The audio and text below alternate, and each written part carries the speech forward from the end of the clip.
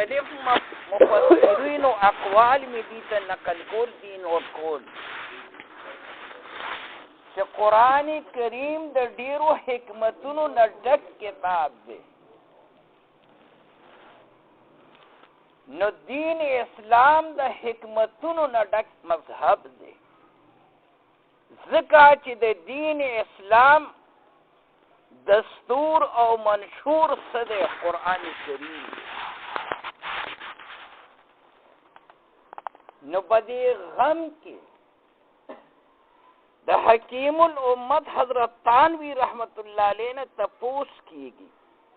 امداد الفتاوا لومبی جلد 492 صفحه د حضرت تانوی نه تپوس کیږي حضرت د خپل مردگانو پسې سود ولي.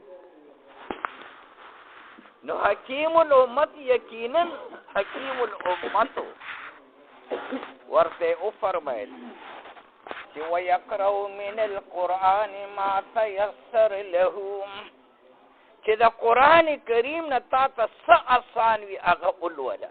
ځکه ما دی حافظ صاحب ته مې د عیسی علیه السلام په بنیاد تلاوت وکړ، نو دی خو حافظ دی هر ځای ویلی شو.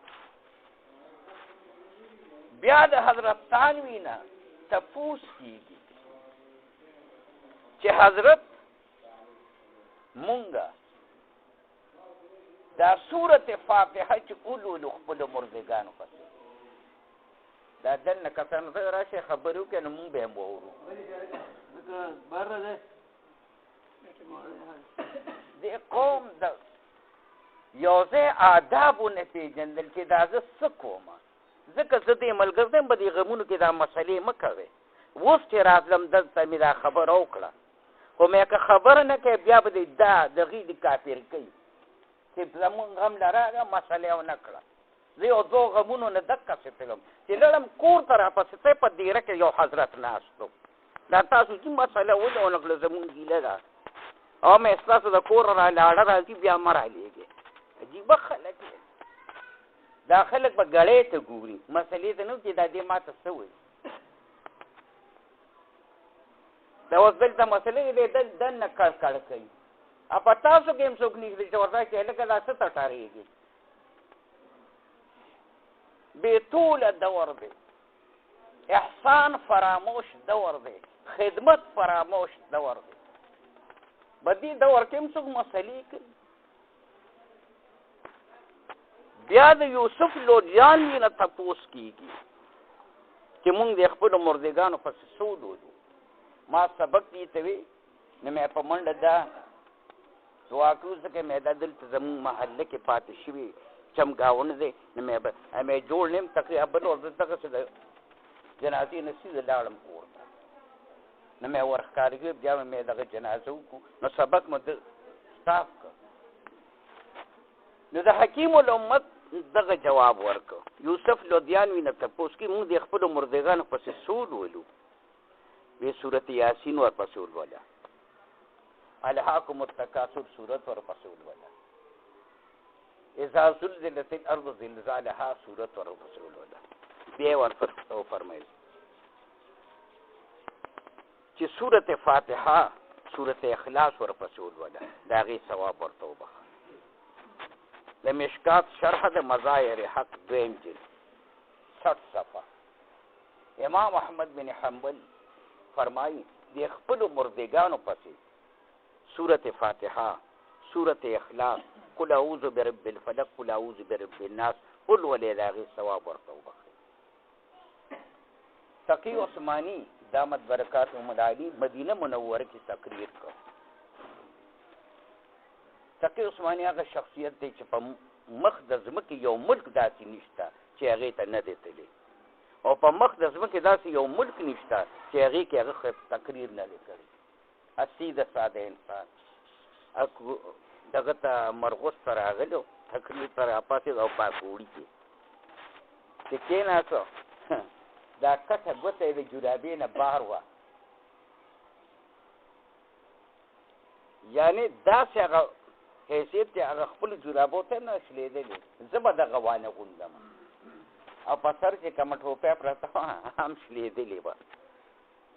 مولانا عزیز الرحمن هزاری صاحب د مخکې خبرې وکړې یک بار داسې ووته ادي ولاړې نو به ګاډی واله به ورته چې معاف کېږي نور کم علم او کم مقام خدای ورکړي دا دی عاجزه ورکړي او شبیر احمد عثماني صاحب لیکي تفسیر عثماني کې چې صحیح ایمان سچا ایمان دا د الفاظ دي صحیح علم دا انسان ادبناک انسان متواضع جوړي دکې په عاجزي دی په ادبناک دا شبیر احمد عثماني په تفسیر عثماني کې لیکي او زموږ د اکابر وګوره څومره د لوی علم خاوندان دي خو څومره عاجزي د پکې نو دا د سچا ایمان او د صحیح علم خاوندان دي نو هغه مثال د تقی عثماني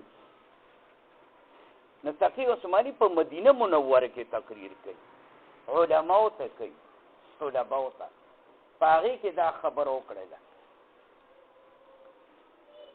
چې یو کتاب شروع کوي د دغه کتاب لیکون کې مصنفو د ایصال ثواب وکړي د هغه علوم به الله ستاسو د سینو ته راولي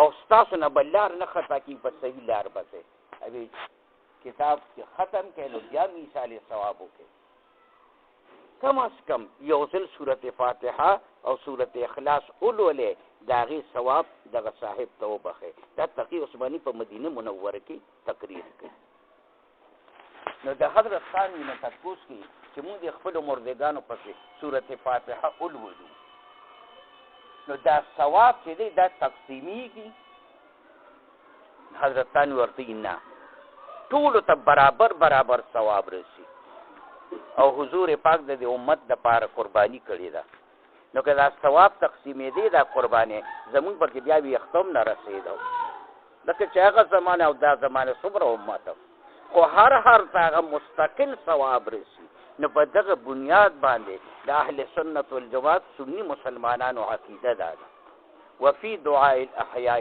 للاموات وصدقه عنهم نفع لهم په دعاګانو د ژوندو کې د خپل مردګانو پسې او هغې پسې صدقات ورکول دا د هغې لپاره ګټه ده دا د مولانا ضیاءالدین صاحب هم راغی جمشید رشید صاحب هم راغی نو بس ما دا خبره هغې ځای باندې ختمه کړله پوه شوې او یو ځل سورت فاتحه یو درې کرته سورت اخلاص ولولې د هغې